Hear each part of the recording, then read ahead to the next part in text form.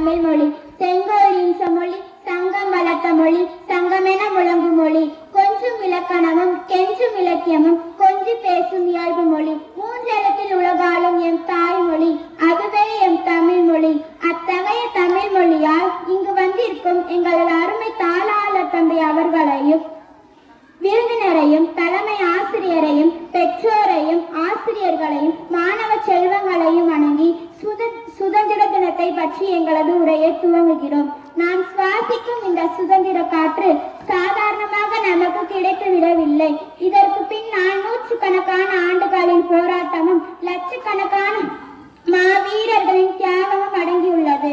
அந்நிய நாட்டு வணிகர்களாக நம் நாட்டிற்கு நுழைந்த ஆங்கிலேயர்கள் மெல்ல மெல்ல நம் அறியாமையை பயன்படுத்தி நம்மை அடிமைப்படுத்தினர். நம் வளங்களை சுரண்டினர், நம் உரிமைகளை பறித்தனர். ஆனால் அந்த அடிமைத்தனத்தை எதிர்த்த வீர தமிழர்களும் இந்திய பெருமக்களும் பொங்கி எழுந்தனர்.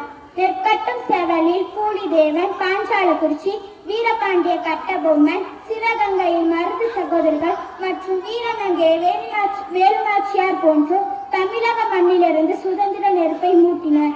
மகாத்மா காந்தி, நேதாஜி சுபாஷ் சந்திர போஸ், பகத்சிங், ஜவஹர்லால் நேரு போன்ற தலைவர்கள் தேசிய அளவில் மக்களை ஒன்றிணைத்தனர். கப்பலோட்டிய தமிழன் வ.உ.சி., மகாகவி பாரதியார், திருப்பூர் குமரன் போன்றோர் தங்கள் வாழ்வையை தேசத்திற்காக அர்ப்பணித்தனர். இந்த ஒட்டுமொத்த போராட்டத்தின் விளைவாகவே 1947ஆம் ஆண்டு ஆகஸ்ட் 15ஆம் தேதியன்று இந்தியா சுதந்திர நாடாக மலர்ந்தது. சுதந்திரம் பெற்ற போது நம் இந்தியாவால் சொந்தமாக ஆலம்பியர் வறுமையில் விழும் என உலக நாடுகள் பல கேலி செய்தன. ஆனால் இன்றளவு நம் உலகமே வியக்கும் அளவில் பல சாதனைகளை நாம் படைத்துள்ளோம். இன்று உலகின் மிகப்பெரிய பொருளாதார நாடுகளின் பட்டியலில் இந்தியா முன்னிடத்தில் உள்ளது. இஸ்ரோ, சந்திராயன் மற்றும் மங்கள்யான் திட்டங்களின் மூலம் விண்வெளி துறையினர் வல்லரசு நாடுகளில் இணைந்து பல சாதனைகளை படைத்துள்ளோம். கல்வி அறிவு விகிதம் பல மடங்கு உயர்ந்துள்ளது. மருத்துவத்துறையினர் உலகிற்கு தடுப்பூசிகளை மருந்துகளையும் வழங்கி உலகளவிய மருத்துவமாக இந்தியா திகழ்கிறது.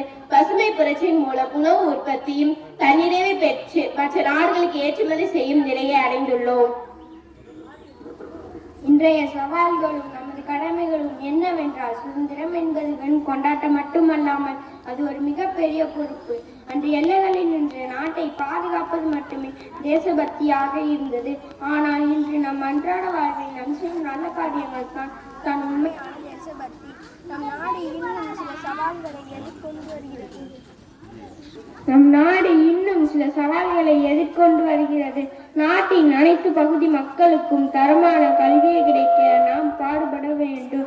மரங்களை நடுவது, நெகிழி பயன்பாட்டை குறைப்பது, நீர்நிலைகளை பாதுகாப்பது ஆகியவை இன்றைய காலத்தின் கட்டாயமாகும்.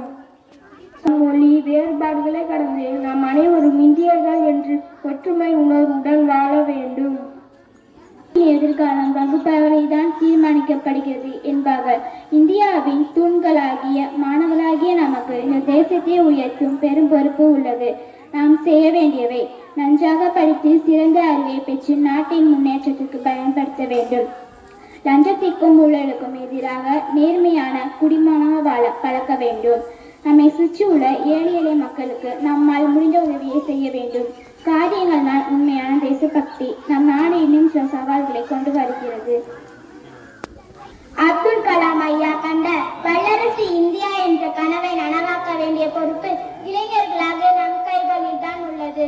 நம் நாட்டின் சுதந்திரத்தை பேணி காப்போம். நாட்டை உலக அரங்கில் முதன்மை நாடாக மாற்ற பாடுபடுவோம் என்று இந்த நன்னாளை நாம் அனைவரும் உறுதிமொழி ஏற்போம். 300 வருடமாய் முற்றுகையிட்ட அந்நிய இருட்டின் அரக்க கூத்து முடிந்தது என்று முழங்கி நின்றது எந்த நாளோ அந்த நாள் இது. இடம் தரும் இந்த சுதந்திர நாளை சொந்தம் கொண்டாட தந்த பூமியை தமிழால் வணங்குவோம். வாய்ப்பளித்த அனைத்து நல்லென்ற உள்ளங்களுக்கும் எங்களது நன்றிகள்.